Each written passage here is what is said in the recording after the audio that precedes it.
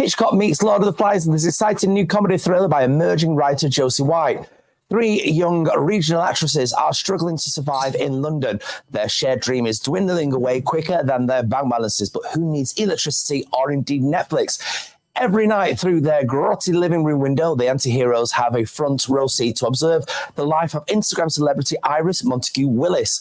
When the girls spot the newly engaged Iris in a compromising position with a woman, they decide it's time to film it, and they're later persuaded by Sonia's on-off-again drug dealer boyfriend Ross to blackmail Iris. But their scheming soon spirals into complete anarchy. Betrayals, double crossings, and love triangles, twists and turns. It's every person for themselves. Joining us now from Rotten is Ricky Beale-Blair. Welcome to the show. Hi.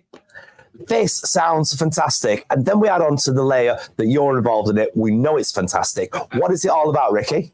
Well, it's a really fast, funny comedy thriller with lots of queer content, but also it's actually got lots of depth. Josie, the writer, Josie White, it's her first play, and it's incredibly accomplished. It's really, no one's going to see my first play, I can tell you right now. But hers is really amazing. Got an amazing cast, and I directed and designed it. So what are the challenges that you face then putting this together? The challenges was trying to get through the whole thing without cracking up all the time, because it's so funny. And but it was a long journey as well, because it's her first play. She's a brilliant actress herself, though she's not in the play, Josie. And she reached out to me in lockdown, as many people did. And I worked with lots of writers, hundreds actually. I hosted a whole event at the end of lockdown of all these writers who I'd got to write speeches, over 200 of writers, in fact, I worked with. And about 80 of them performed their stuff. And then I also worked with people on long plays, and like hour-long plays, and this was one of them.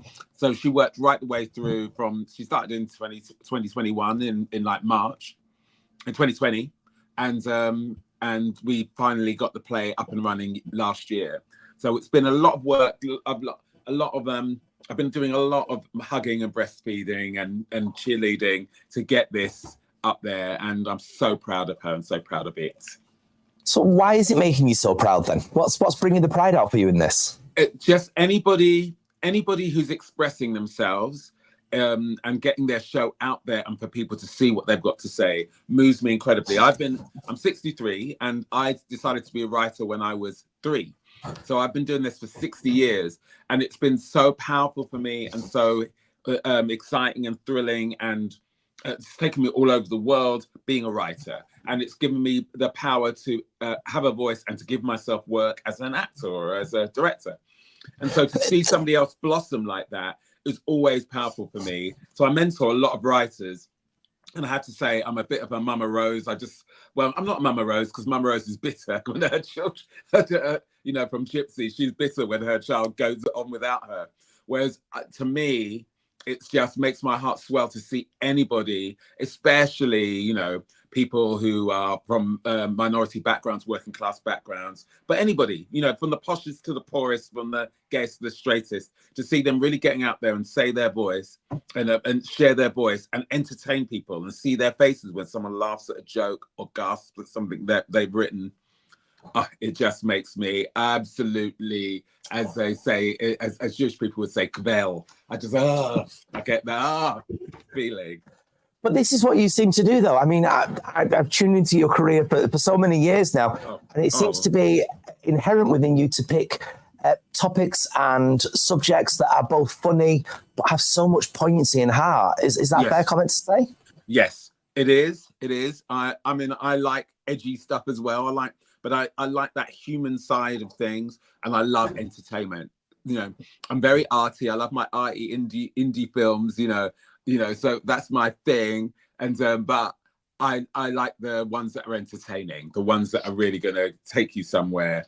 I like something that has substance and has some edge to it, but just gives you a great night out. My goal every time I step, like when I host an event, which I often do in Manchester, the whole thing for me is to give the audience and everybody who I'm working with the best experience I can. I often say to an audience, I want this to be the best night of your lives. And of course, I'm going to fall short of that every single time, but I've tried. I've pushed people towards the best experience they could possibly have.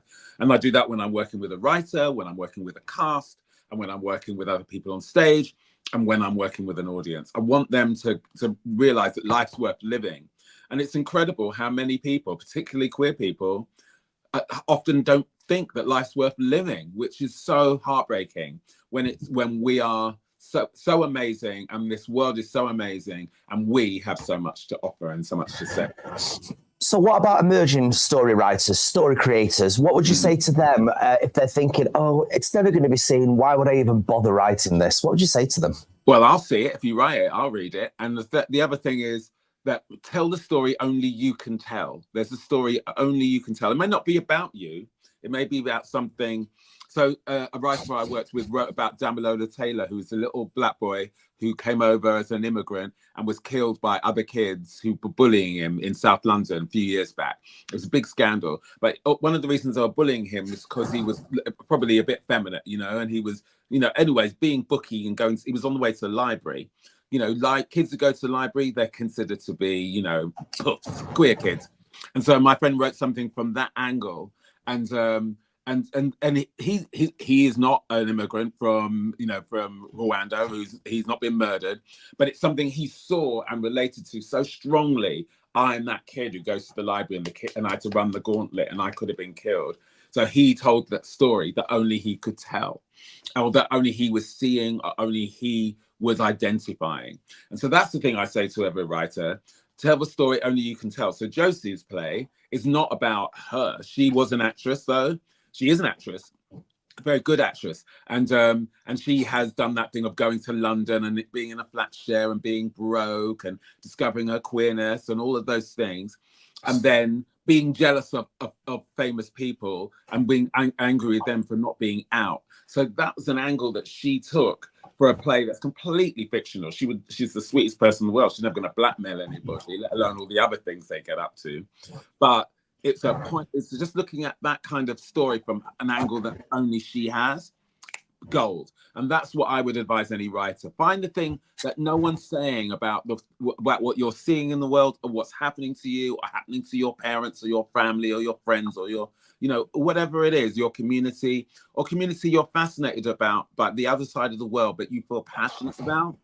Tell that story. And then and honestly, it's not going to be great. Just like the first step you took was wobbly. The first words you spoke were indistinct. All you could say was dada, gaga, mama. But you were on the way to being you, to expressing yourself. And once you write that first word, you write that first scene, that first play. Shakespeare wrote crap too. There's some boring Shakespeare plays, right? There's some really boring Shakespeare. No one wants to see Cymbeline. But he also wrote King Lear. And he also wrote, so for you, if you tell the story that only you can tell and just work on it, honestly, if you get a good mentor like me or someone, and there's lots of people who are doing this, you can tell fantastic stories. Like in Manchester, I worked with a great writer called Sam Danson, and he wrote a thing called Bitopia, which is about his experience as a bisexual person and discovering what that meant for him. And again, it was his story, but he also had to create a plot and add other characters. And then when he shows that, and all these people who are straight or gay but have leanings or have those conversations or have friends, amazing how many people have come to see that show and go, that's speaking to me, that's speaking about me. It may not be about my sexuality, but it was something else I had to discover. It's incredible that the effect that it has. And I would really recommend everybody in the world to write one scene or one play and just have that experience as a writer of having an audience experience what's going on in your mind.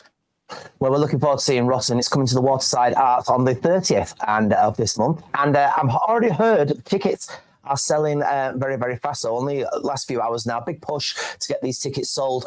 Get them, everybody. And Waterside is the best theatre. Have you been there? It's gorgeous. It's lovely. Yeah. So make sure you get your tickets for that. For now, though, Ricky Beadle-Blair, thank you so much for your time. Thank you. And thanks for looking so gorgeous while interviewing me. Look at you. Thank you.